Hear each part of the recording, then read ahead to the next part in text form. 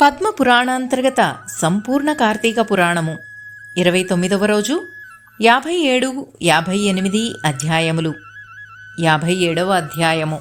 నారదుని హితబోధ వలన నొచ్చుకున్న నరకలోకాధిపతి అయిన యమధర్మరాజు ప్రేతపతి అనే దూతను ధనేశ్వరునికి తోడిచ్చి నరకలోకానంతటినీ తిరిగి నరక భేదాలను గ్రహించు అని పంపించివేశాడు. ప్రేతపతితో సహా ధనేశ్వరుడు నరకలోకాలన్నింటినీ సంచరిస్తూ నరక బాధలను గ్రహించసాగాడు. తప్తవాలుకము. మరణించిన పాపులందరూ ఇక్కడ యమదూతలచే నల్లగా కాల్చబడి ఏడుస్తూ నరకబాధలను అనుభవిస్తుంటారు. అతిథులను ఆదరించని వారు అగ్నిని, గురువులను, గోబ్రాహ్మణులను, వేద కోవిదులను, యజమానులను కాళ్లతో తన్నినవారు ఇక్కడ అగ్నికిచ్చే కాల్చబడుతూ ఉంటారు. దీనినే తప్తవాలుకము అంటారు. అంధతామిశ్రమం. ఇక్కడ సూదిమన వంటి భయంకర ముఖాలు కలిగిన పురుగులు పాపాత్మల శరీరాలను తొలిచివేస్తుంటాయి. 16 విధాలుగా పక్షుల రూపములతోనూ జంతు రూపంలో ఉన్న వారిని ఇక్కడ హింసిస్తూ ఉంటారు. ఇతరుల రహస్యాన్ని వెల్లడించే వారందరూ పాపాత్ములై ఈ నరకంలో శిక్షింపబడుతూ ఉంటారు. క్రకచము. ఇక్కడ పాపాత్ములను పలు విధాలుగా అడకత్తెరలో వేసి నొక్కుతూ ఉంటారు. అడ్డముగాను, నిలువుగాను, మూలలుగాను, వంకర టింకర్లుగా పాపాత్మల శరీరాల్ని కోస్తూ ఉంటారు. వారి అంగంగాలన్నింటినీ రంపాలతో కోస్తూ శిక్షిస్తూ ఉంటారు. అసిపత్రవనం. ఈ నరకం 6 విధాలుగా ఉంటుంది. ఇక్కడ పాపాత్ములందరూ వాడి బాణాలతో గృచ్చబడిన వారై, అసిపత్రాలచే శరీరాల్ని చించబడిన వారై, వారి నుండి ధారలుగా కారే నెత్తురు వాసనకు తోడేళ్లచే వెంటబడి తరమబడిన వారై, పారిపోవాలనుకుని పారిపోయే అవకాశం లేక పరితపిస్తూ ఉంటారు. భార్యాభర్తలను విడదీసేవారును, తల్లిదండ్రుల నుండి పిల్లలను విడదీసేవారును, ఒకరికొకరి తగాదాలను పెట్టేవారును, బంధుత్వాలను విడగొట్టేవారును, ఇలాంటి పాపులందరూ ఈ నరకయాతనను లోనవుతారు.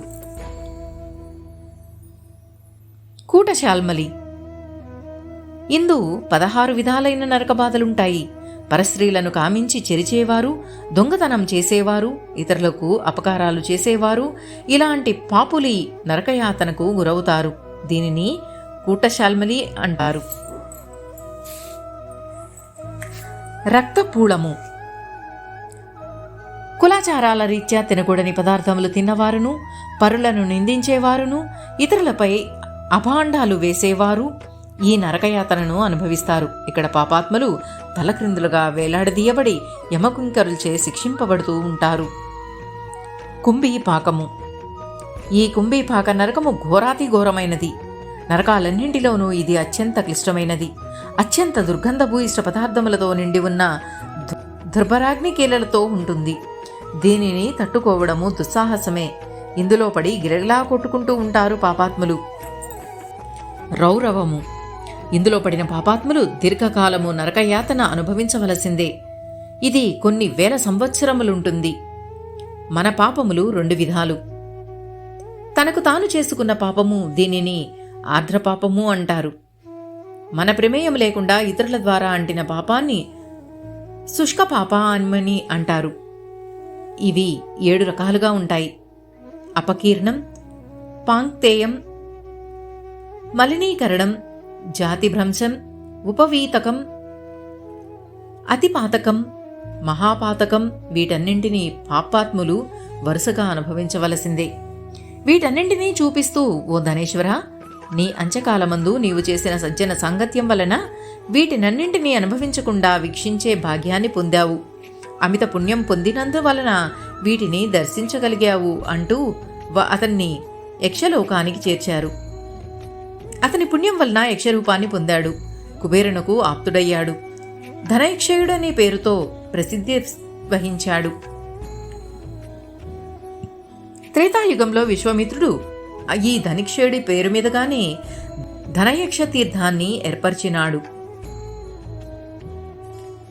కావున పాపములను హరించేది, దుఃఖాన్ని నివారించేది అయిన ఈ కార్తీక వ్రత ప్రభావం వలన భక్తులు తప్పక మోక్షం పొందుతారనడంలో అతిశయోక్తి లేదు అంటూ శ్రీకృష్ణుడు సత్యభామకు వివరించి చెప్పి వెళ్ళిపోయాడు. 57వ అధ్యాయము సమాప్తము. 58వ అధ్యాయము. ఈ కార్తీక వ్రతదీక్ష పాపములను హరించును. ఇది శ్రీమన్నారాయణునకు అత్యంత ప్రీతిపాత్రమైనది. కార్తీక మాసంలో కార్తీక వ్రతం చేయు దీక్షాపరులకు ఇది భక్తిని ముక్తిని ఇచ్చి తరింపజేస్తుంది. కార్తీక మాసంలో విధి విధానంగా పాత్ర కాలస్నాన విధులు, తులసీమాతకు పూజ, దీపదానాలు, ఉద్యాపనలు చేయువారు ఇహంలో సుఖసౌఖ్యములను, పరంలో పరంధాముని సన్నిధిని పొందగలరు. ఈ కలియుగంలో మానవులు తెలియని పాపాలెన్నింటినో చేసి పాపులనుతున్నారు. తద్వారా అనేక కష్ట నష్టాలకు గురి అవుతున్నారు. వాటన్నింటినీ అధిగమించాలంటే కార్తీక మాసంలో చేసే కార్తీక వ్రతమొక్కటే శరణ్యము. దీనివలన ధర్మార్థ కామ మోక్షములు ప్రాప్తిస్తాయి. ఎట్టి కష్టాలలోనున్నను, నిర్జన ప్రదేశంలో ఉన్నను, ఏమాత్రం కొంచెం శక్తి ఉన్నా ఈ వ్రతాన్ని తప్పక ఆచరించాలి. ఎట్టి పరిస్థితులలోనూ వ్రతమును మానరాదు. గృహంలో అవకాశము లేనిచో శివాలయంలో గాని విష్ణువాలయంలో గాని చేయాలి. ఈ రెండు ఆలయాలు లేని చోట రావి చెట్టు వద్ద గాని తులసి సమక్షంలో గాని ఈ వ్రతాన్ని చేసుకోవాలి. శాస్త్రంలో చెప్పినట్లు విష్ణువు యొక్క సన్నిధానంలో విష్ణు కీర్తనలను, భజనలను, హరికథలను ఆలపించేవారు 1000 గోవులను దానం చేసిన ఫలితాన్ని పొందుతారు. హరిభజనలకు, కీర్తనలకు అనువుగా వాయిద్యాలను వాయించేవారు అశ్వమేధ యాగ ఫలాన్ని పొందుతున్నారు. దాహార్తులు, రోగులు, ఆపదలలో ఉన్నవారు హరినామస్మరణతో పుణ్యఫలాన్ని పొందగలరు. ఉద్యాపన శక్తి లేనివారు బ్రాహ్మణులకు భోజనం పెడితే చాలు భగవంతునికి చేరువవుతారు. బ్రహ్మజ్ఞానము కలిగిన వాడు బ్రాహ్మణుడు. జన్మతః ఈ బ్రహ్మజ్ఞానము వారికి అప్పుతుంది. అంటే శ్రీ మహావిష్ణువు యొక్క స్వరూపమే బ్రాహ్మణుడని చెప్పవచ్చును. అందుచే కార్తీక మాసమందు బ్రాహ్మణుని సంతృప్తిపరచడం సర్వ విధాలా శ్రేయస్కరం. దీనికి శక్తి లేని వారు గోవును పూజించి దానికి కడుపారా పచ్చగడ్డిని వేయండి. అది చేయలేని వారు రావి, మర్రి చెట్లను పూజిస్తే చాలు కార్తీక వ్రతాన్ని చేసినంత ఫలితాన్ని పొందగలరు.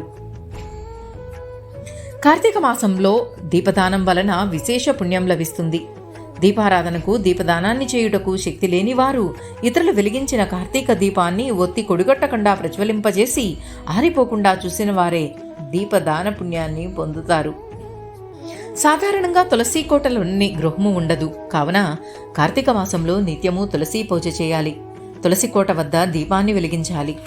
ఒకవేళ ఈ అవకాశం లేనివారు తులసికి బదులు బ్రాహ్మణునికి భోజనాదులు పెట్టి పూజించి దక్షిణ తాంబూలాదులతో సత్కరించిన తత్ఫలితాన్ని పొందగలరు. రావి, మర్రి వృక్షముల ప్రాధాన్యత. సమస్త వృక్షరాశిలో రావి, మర్రి వృక్షాలు మాత్రమే గోబ్రాహ్మణ తుల్యములై అత్యంత పవిత్రతను సంచరించుకున్నాయి. ఎట్లనగా ఒకనాడు పార్వతీ పరమేశ్వరులిద్దరూ సుఖానుభూతులనొందుతూ మహాసురత భోగంలో రమించుచుండగా బ్రాహ్మణ వేషధారులైన దేవతలు అగ్ని కలిసి ఒక ముఖ్య కారణముపై వెళ్లి వారి సంభోగానికి ఆటంకం కలిగించారు.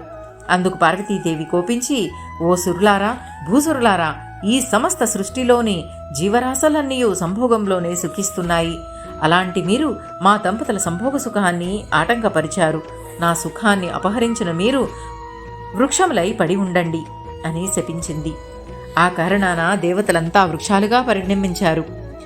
ఈ పరిణామ క్రమంలో త్రిమూర్తులు 3 వృక్షాలుగా ఆవిర్భవించారు. బ్రహ్మ పాలసఖ్య వృక్షంగాను, విష్ణువు అశ్వత్థ వృక్షంగాను, శివుడు వటవృక్షంగాను మారారు. బ్రహ్మకు పూజార్హత లేదు. ఇక శివకేశవులు రావి, మర్రి వృక్షాలుగా రూపొందారు. అందుచే రావి చెట్టు, మర్రి చెట్లకు అంతటి ప్రాధాన్యత వచ్చింది. రావి చెట్టు శని దృష్టికి సంబంధించినది కనుక శనివారం నాడు మాత్రమే అది పూజనీయమైంది. మిగిలిన రోజులలో రావి చెట్టును స్పృశించరాదు అని సూతుడు చెప్పాడు. 58వ అధ్యాయము సమాప్తము. ఓం నమః శివాయ.